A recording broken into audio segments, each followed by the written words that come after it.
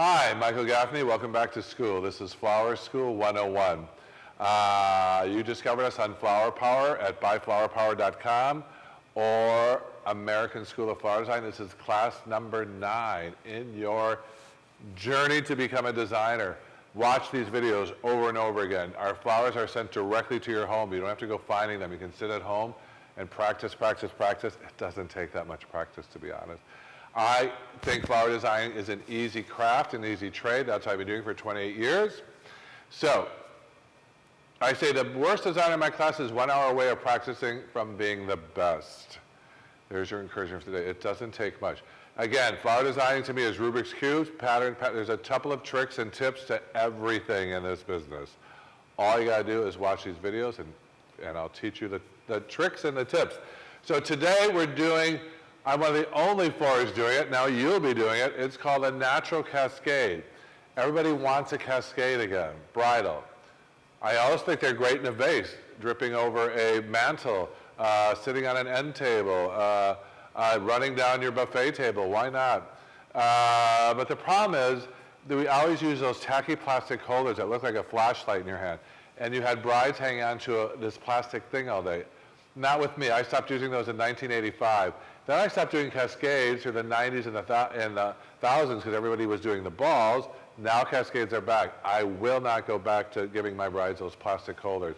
So I'm going to show you today. This is a very valuable lesson. It'll make you a hit. You'll be the star of Memphis or wherever you do your weddings. This is a good one. And all you really need is some flowers. You got a box with some bridal flowers and some mixed greens. And I happen to be in San Francisco today, so I got sourced some lucky clematis and passion vine, which you probably don't have. So you'll have to hopefully substitute it with ivy or just some other. Again, this is a theory video. This is not necessarily what you got, but how to use it. But you do need something hanging. So ivy or any type of long, Italian ruscus will work to hang over. So we're going to start with a nucleus, a focal point. I'm going to start with a hydrangea.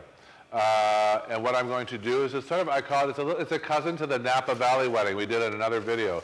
I'm going to take some greens and I'm going to break them down and I'm going to collar. That means go all the way around the outside of this hydrangea and collar it in. We're going to do like a cross between a Napa Valley and a good old traditional Cascade bouquet. And I'm going to go around like that.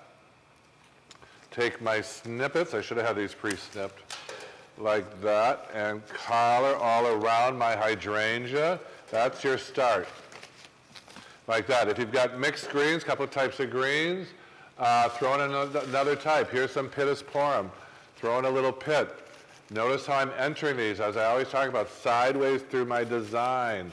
Stop stacking. I switch hands. I come look at the other side. I don't do this. This is a no-no. I do this. That's how you get that flower to open up. So it looks like an opening flower. So I'm just doing a basic, nice, loose cascade bouquet. Maybe a bridal bouquet. Maybe I'll put another hydrangea next to that one, right there. I'll put some more greens to surround him. Look at how I'm using just the pretty tips.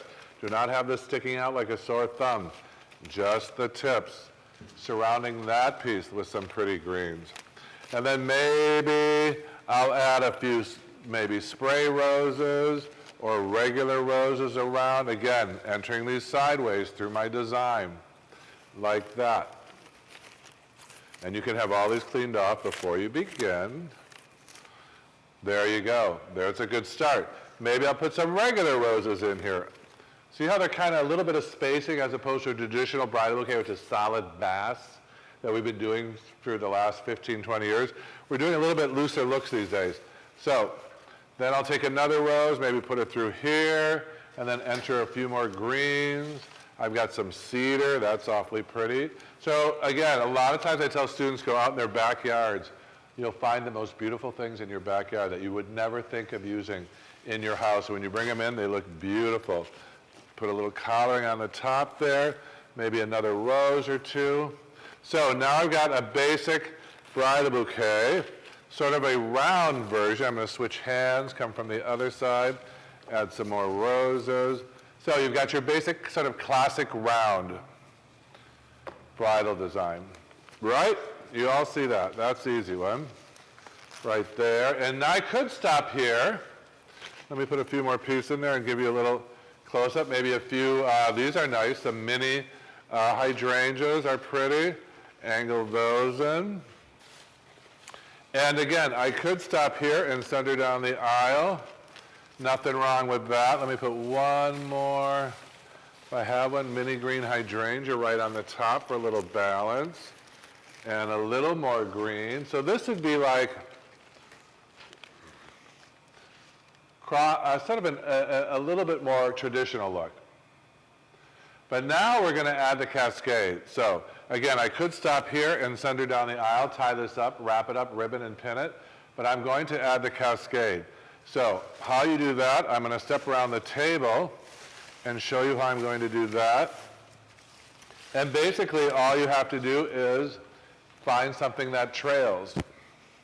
And what I do is I hold it here like a bride would, and I look down over, create that waterfall. So today I lucked out and found some clematis or jasmine. And I'm going to start my cascade with that. So you take something that hangs and you literally just come up from behind and put it right there.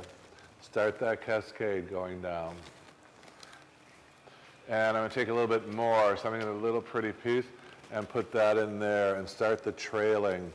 And then I always like to back it up a little bit of greens. So again, come from behind, start backing that up. What else do I have that'll trail? Even a little bit of cedar, why not? To pick up the cedar in the top of my design. Good start so far. Isn't that pretty? I could stop right there. I think it's very pretty. But I didn't come all this way to San Francisco today without adding some passion vine.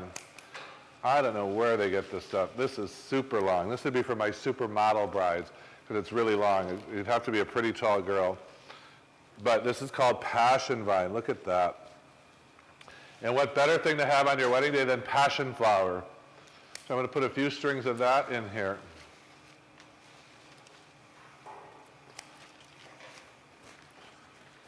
Beautiful passion flower trailing down. I'm going to put a few more in there. I like this stuff. I like it. It's sort of Jane, George of the Jungle meets Jane. It's very viney. I think it's really pretty. So I'm going to put that. Again, you could always glue some orchids on here the day of your wedding. There's another hot tip for floral designers. Glue some orchids in here if you want more flowers trailing down. I also discovered that in my designing that calla lilies can often trail down. You could work some calla lilies into this design and have those trailing as well. Just pull them down and they hang rather. See how I'm just sort of throwing these in here? Oops, like that. So now you've got some trailing callas hanging down. And last but not least, maybe a little bit more green. Again, to back this up, I'm going to throw in a little bit more lemon leaf, just for a backdrop. Support it nicely, cover him in there, and make my bring my passion flower up to the surface. Ooh, what else do we have? We also have some silver eucalyptus, which everybody loves. Look at that. There's another hanger right there.